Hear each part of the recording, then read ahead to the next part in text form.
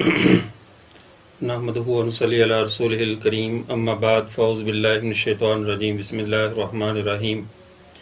मुअज़्ज़ज़ सामीन, आज अल्लाह ताला के फ़ज़ल व करम से दौरा उसूल हदीस की चौथी नशिस्त है। इसमें हस्ब वादा पहले सवालों के जवाबात, फिर उसके बाद आज का अहम तरीन सबक कि ख़बर वाहिद किन किन मुकामात पर काबिल इस्तदलाल या काबिल अमल नहीं होती, उन पर गुफ्तगू करेंगे। सरदस जो सवालात जो कुछ लोगों ने भेजे हैं, उनमें एक सवाल जनाब मोहम्मद जुनैद साहब हैं, उन्होंने भेजा। वो कहते हैं तवातुर तबका और तवातुर तामुल में क्या बुनियादी फ़र्क है।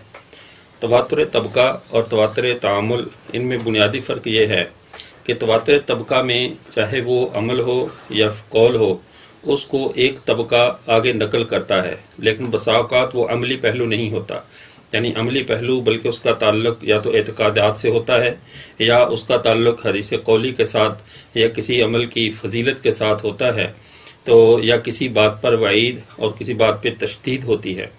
तो ये तवातुर तबका है कि एक तबके ने वो बात ली, उसे आगे नकल कर दिया, वो अमल लिया, उसे आगे नकल कर दिया।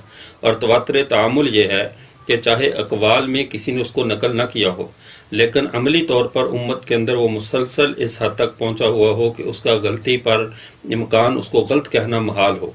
जैसे उसकी मिसाल तर्क रफुल यदैन है।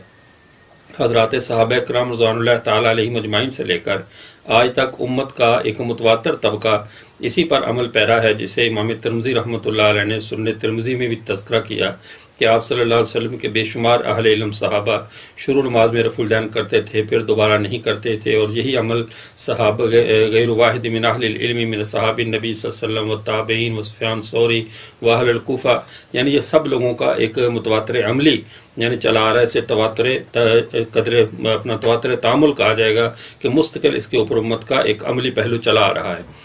इसके बाद दूसरी चीज़ तवातुर कदर मुश्तरक में बदही और ज़न्नी की मिसाल। तवातुर कदर मुश्तरक जैसे मिसाल के तौर पर वितर का सबूत है। नमाज वितर के बारे में जितनी भी रवायात हैं वो इस दर्जे को हद तवातुर को पहुंची हुई है, और उन तमाम रवायात की कदर मुश्तरक ये निकलती है कि वितर की नमाज जो है वो साबित है। तो ये अमर बदही हुआ, वितरों का सबूत बदही हुआ। हाँ, जो तादाद रकात है ये ताहाल जन्नी होगा, इसलिए कि इसमें कोई एक रवायत भी ऐसी नहीं है जो हद तवातुर को पहुंचे। इसलिए 3 रकात, 5 रकात, 7 रकात, तो जितनी भी रकात पढ़ी जाएंगी वितर की ताकदर के एतबार से, तो वो सब की सब दर्जा जन में होंगी, उनको तवातुर हासिल नहीं होगा, तो वो तवातुर जन्नी के कबील से होंगी। ये सवाल था मोहम्मद जुनैद साहब का। उसके बाद ये अब्दुल बाकी साहब कनाडा से, उन्होंने सवाल किया है क्या मुसलमान जो हम कलमा तय्यबा पढ़ते हैं, क्या इसका सबूत भी अहादीस मुबारका से है? जी बिल्कुल, ये कलमा तय्यबा भी अहादीस मुबारका से साबित है। बिलखुसूस हज़रत इमाम आज़म अबू हनीफा रहमहुल्लाह की वो वहदानियात जो कि 16 या 17 के करीब वहदानियात हैं, और जिनकी वजह से बाज़ लोगों ने शायद ये समझ लिया कि इमाम साहब को अहादीस 17 आती थी, हालांकि वो सब 16 या 17 अहादीस वहदानियात हैं, जिसमें इमाम आज़म रहमहुल्लाह और नबी करीम सल्लल्लाहु अलैहि वसल्लम के दरमियान सिर्फ एक वास्ता है। इन सारी वहदानियात को मैंने अपनी किताब सफ़वतुल उसूल फ़ी मुस्तलहात अहादीस रसूल सल्लल्लाहु अलैहि वसल्लम में जमा कर दिया है। उसके अंदर वो तखरीज के साथ वो रवायात 16 के करीब रवायात मौजूद हैं जो इमाम आज़म अबू हनीफा रहमतुल्लाह की वहदानियात हैं। और भी लोगों ने इस पे काम किया, और भी कई लोगों ने वहदानियात को जमा किया है। उनमें बाकायदा एक वास्ते से सनद मौजूद है कि आप सल्लल्लाहु अलैहि वसल्लम ने एक हदीस मुबारक इरशाद फरमाई, जिसमें जन्नत के कलिमात के बारे में लिखा। जन्नत के ऊपर मैंने 3 वर्क देखे, जिसमें एक में कलमा तय्यबा लिखा हुआ था, आप सल्लल्लाहु अलैहि वसल्लम ने इरशाद फरमाया, और दूसरी इसको अपने सुनन कुबरा में अल अस्मा व सिफात में इमाम बहकी रहमतुल्लाह अलैह ने कलमा तय्यबा की रवायत को नकल किया।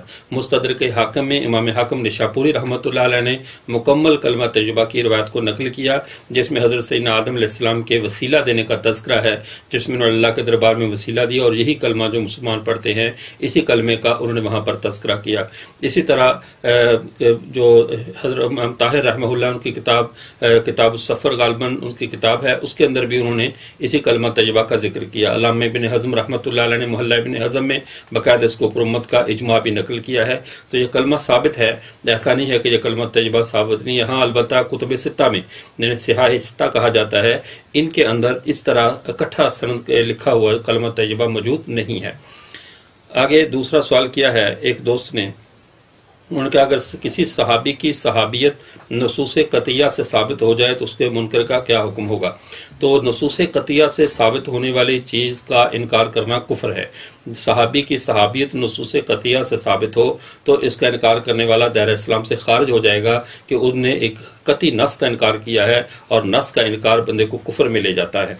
मोहम्मद अकील साहब, इनके पहले भी माशाल्लाह अच्छे सवाल करते हैं और इनके सवालात इनके नाम की तरह अकल वाले सवालात होते हैं। इन्होंने आज 2 सवाल किए हैं। एक किताब कि हज़रत उमर रज़ी अल्लाह तआला ने फरमाया हस्बुना किताबुल्लाह, कि हमें अल्लाह की किताब काफ़ी है। तो इससे बाज़ लोग दलील पकड़ते हैं मुनकरीन हदीस, वो कहते हैं कि इससे साबित हुआ कि हदीस रसूल की ज़रूरत नहीं है, अल्लाह की किताब तमाम अमूर में काफ़ी है। तो यहाँ पर ये बात जहन में रहे कि ये इस हदीस को हदीस किरतास कहा जाता है। यह हदीस बुखारी शरीफ में मौजूद है। इसमें आप सल्लल्लाहु अलैहि वसल्लम आखिरी उम्र के अंदर बीमारी की हालत में हुक्म फरमाया, जो कि आप सल्लल्लाहु अलैहि वसल्लम के पर्सनल सेक्रेटरी हजरत सैयदना अली अल मुर्तज़ा रज़ियल्लाहु तआला थे। तमाम तहरीरें और वसीके लिखना हजरत अली अल मुर्तज़ा रज़ियल्लाहु तआला की जिम्मेदारी थी।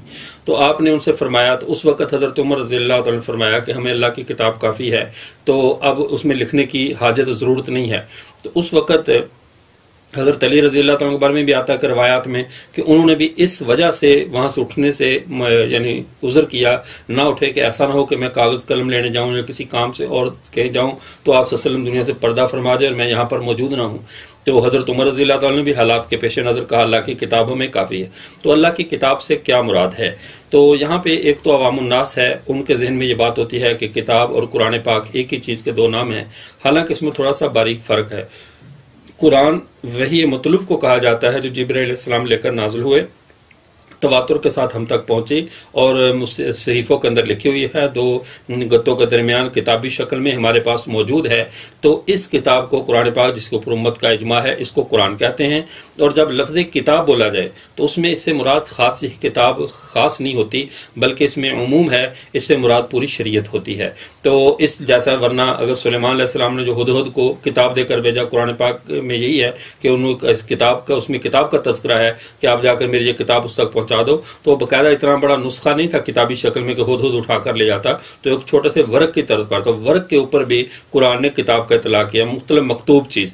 तो मकतूब से मुराद शरीयत मुतहरा जो कुरान और हदीस दोनों का मजमुआ है, तो इससे मुराद कुरान और हदीस दोनों चीज़ें हैं। अल्लाह के रसूल की हयात तय्यबा भी इससे मुराद है और कुरान भी इससे मुराद है।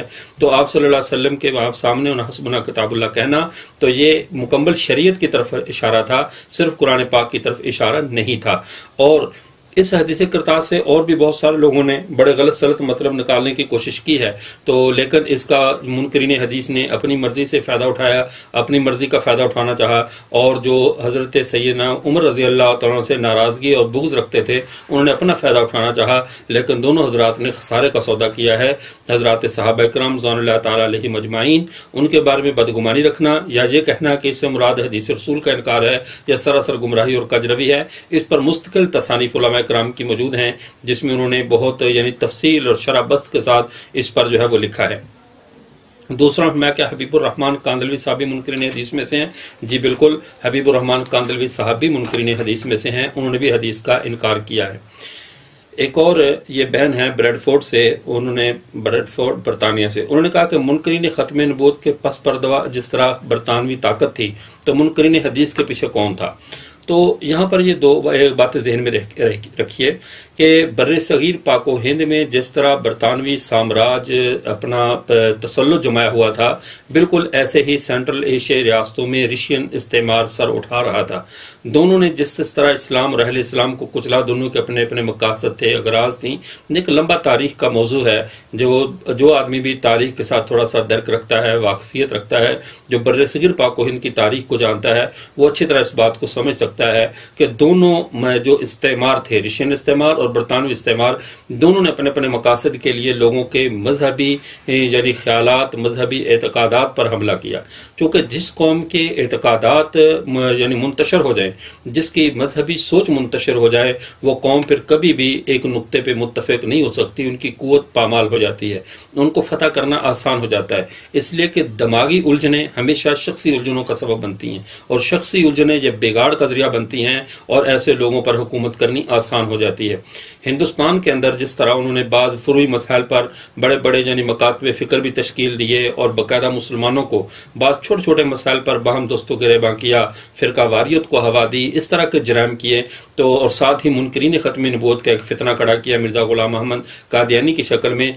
तो इन लोगों ने आकर जिस तरह ख़त्म नबूवत पे हमला किया, तो बरतानिया के जो रशियन लोग थे वो चूंकि वजूद खुदा के मुनकर थे, जो कम्युनिस्ट लोग थे वो अल्लाह के वजूद के मुनकर थे, तो उन्होंने बाकायदा वहां पर कम्युनिस्ट फिर दो तरह के थे, जो रशियन लोग थे।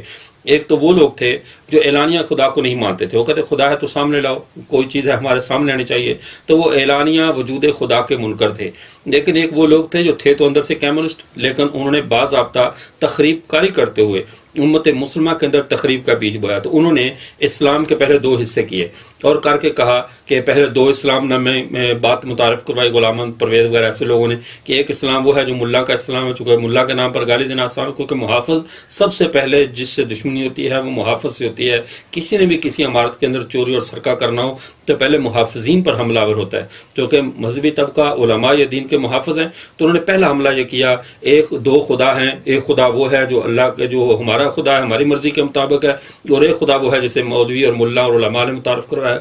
एक कुरान मुल्ला का है, एक कुरान हमारा है, यानी जो मुल्ला का कुरान है उसका इनकार तो नहीं कर सकते थे कि वो तो नस्से कती से साबित है, उसकी मिसल लाने से भी आजिज थे। तो उन्होंने ये किया कि कुरान की एक तफसीर वो है जो मौलवी करते हैं, एक वो तफसीर है जो बिल्कुल काट छांट करके, जो बिल्कुल यूरोपियन तहजीब के मुनासिब करके हम लेकर आए हैं। तो वो उसको दो इस्लाम के नाम पर उन्होंने पेश किया, दो कुरान, दो इस्लाम, दो हदीसें, दो दीन के नाम पे, यानी इनकार भी हो जाए और हमारी जो वो दस्तार भी बच जाए। तो ये इनका मकसद था। तो इसके पीछे फितना इनकारी हदीस के पीछे जो थी वो बाकायदा रशियन साम्राज्य थे। दो कुव्वतें आपस में मुतहारब थीं, एक हमारे एतकादात को सिरे से ही इनकार कर रहे थे, ख़त्म नबूवत का इनकार करके नया नबी यहाँ पे डेवलप कर दिया, यहाँ पे नया लॉन्च कर दिया, और उन्होंने ऐसे अफराद यहाँ पे लॉन्च कर दिए जिन्होंने इनकार हदीस की बुनियाद रखी, और वो इनकार खुदा की, इनकार कुरान की, इनकार हदीस की, और तमाम इस्लामी इबादत के इनकार के लिए नया राह निकाला। कभी कहा हज की जरूरत नहीं है, ये एक इंटरनेशनल मीटिंग है, उसको आप किसी होटल में भी कर सकते हैं, मक्का का सफर करने की क्या जरूरत है, कुर्बानी की क्या जरूरत है, उस दौर में तो दुम्बे होते थे, इस दौर में होटल से लेकर खाना भी खाया जा सकता है। तो इस तरह की बातें करके इन लोगों ने हदीस का इनकार किया। आपका सवाल बहुत कीमती है। बिल्कुल जिस तरह मुनकरीन ख़त्म नबूवत के पीछे बरतानवी इस्तेमार था, मुनकरीन हदीस मुबारका के पीछे, मुनकरीन फ़िक़ा के पीछे, इन लोगों के पीछे बाकायदा रशियन इस्तेमार भी काम कर रहा था, ताकि जिस तरह हम खुदा के वजूद के मुनकर हैं, ये लोग भी शरीयत और इस्लाम और खुदा के वजूद के मुनकर बन जाएं। तीसरा सवाल है जो बरादरान शाहिद मोइन साहब ने अभी यानी सबक शुरू होने से चंद लम्हे पहले ये सवाल किया। उन्होंने कहा कि नमाज में कुरान पाक ऊपर से देखकर पढ़ना जायज़ है या नहीं है, और हज़रत आयशा रज़ी अल्लाह तआला का गुलाम जो ज़कवान था वो ऊपर से देखकर कुरान पाक की तिलावत किया करता था और किरात किया करता था। इसके बारे में ये बात जहन में रहे कि कुरान पाक को ऊपर से देखकर उसकी तिलावत, नमाज के अंदर ऊपर से देखकर तिलावत करना यह मकरूह है, इसलिए कि असल शरीयत का मतलब है वली वजह का शतर मस्जिद हराम, कि अपने रुख को 100% मस्जिद हराम की तरफ रखना। ये नहीं है कि साथ साथ दाएं बाएं रुख हो, इधर कुरान पाक पकड़ा, इधर दाएं बाएं बंदा देखता रहे। तो इसकी कराहत पे उम्मत का इत्तेफाक, इसमें कोई दूसरी राय नहीं है। तो दूसरी चीज़ यह है कि जो सैयद आयशा रज़ी अल्लाह तआला से जो रवायत मिलती है कि उनके गुलाम ने ऐसे पढ़ा, तो उसके बारे में एक तो बात है जो अल्लामा कहसानी रहमतुल्लाह अलैह ने बदाउस्सलाह में लिखी। वो फरमाते हैं कि हो सकता है कि हज़रत आयशा रज़ी अल्लाह तआला बावजूद के मुफ्तिया हैं, फ़क़ीहा हैं, लेकिन बसा औक़ात कोई हुक्म उनकी नज़र से ये मख्फ़ी रह गया हो। ये भी एक इल्लत उन्होंने बयान की है बदाउस्सलाह में। दूसरी इल्लत जो है अल्लामा ईनी रहमतुल्लाह अलैह ने अल-बनाया में बयान की। वो फरमाते हैं ऐसा नहीं, बल्कि ये उन्होंने दूसरी इल्लत बयान की, उनका ऐसा नहीं बल्कि ये था कि वो पहले कुरान पाक को देखते थे और फिर खड़े होकर नमाज पढ़ाते थे। देखना और फिर नमाज में तिलावत नहीं करते थे, बल्कि देखकर पढ़ाते थे। और दीगर अल्लामा अलबानी रहमतुल्लाह वगैरह जैसे जो बाद के जो मुताखरीन जो हैं वो हदीस के मसलक के अलमबरदार बुजुर्ग हैं, इन लोगों का मौकफ ये है, वो कहते हैं इसके अंदर अमूम साबित नहीं होता, इसके अंदर भी उनका एक खास अमल उन्हीं के साथ मखसूस होगा, उसमें उनकी उज़्र होगा या मजबूरी होगी, इससे किसी मसले का अमूम साबित नहीं होता। इसके बारे में एक दारुल देवबंद से रसाला जो निकलता है माहनामा दारुल जो के हवाले से, तो उस देवबंद के रिसाले में गालिबन अक्टूबर 2016 के अंदर एक मजमून था जिसे जद्दा के कारी अब्दुल बासित साहब ने लिखा था। तो उस वक़्त उस इसी उन्वान पे कि क्या कुरान पाक के ऊपर से लेकर तलावत हो सकती है नहीं, अगर दारुल देवबंद की वेबसाइट से वो मजमून रसाला सर्च करिए अक्टूबर 2016 गालिबन अक्टूबर या अक्टूबर 2016 का, तो उसके अंदर कारी अब्दुल बासित साहब है जद्दा से, उनका मजमून इस उन्वान पे था कि क्या कुरान पाक की नमाज के अंदर ऊपर से देखकर तलावत हो सकती है नहीं। तो बहुत माशाअल्लाह ने मुदल्लल और मुहक्किक लिखा था और बहुत प्यारा मजमून है, उसका मुताला कर लिया जाए, उसमें तमाम सवालों के शाफी और काफी जवाब मिल जाएंगे। तो ये थे आज के सवालात जो आप हजरात की तरफ से मौसूल हुए और उसके जवाबात आपको बता दिए गए। अब आज के सबक की तरफ आते हैं। वाखिर दावाना